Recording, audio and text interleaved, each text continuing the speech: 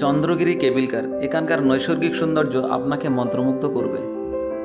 থানকোট থেকে চন্দ্রগিরি পাহাড় পর্যন্ত বিস্তৃত প্রায় ৯,০৯৫ ফুট দীর্ঘ ৩৮টি কেবিনযুক্ত এই লাইনে ঘন্টায় প্রায় ১,০০০ মানুষকে বহন করতে সক্ষম।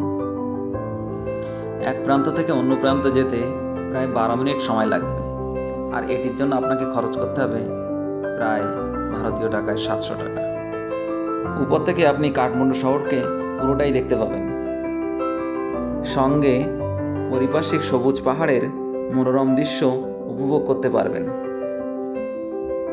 উপর থেকে দেখে মনে হবে শহরটিকে থার্মোকলের বাড়ি দিয়ে সাজানো হয়েছে। এটির সৌন্দর্য আপনি কখনোই ভুলতে পারবেন না। আরও উপরে উঠলে আপনি মেঘের স্পর্শ অনুভব করতে পারবেন।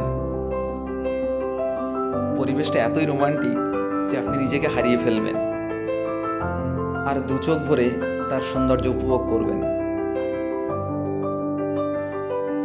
আমরা এখন চন্দ্রগিরি পাহাড়ের উপরে তার সৌন্দর্যকে উপভোগ করছি। এখানে একটি চিলড্রেন পার্ক আছে যেখানে বাচ্চারা উপভোগ করতে পারবে।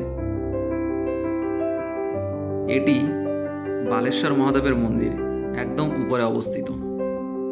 থ্রিলিংয়ের জন্য আছে জিপ লাইন ও ফ্রি ফলের মজা।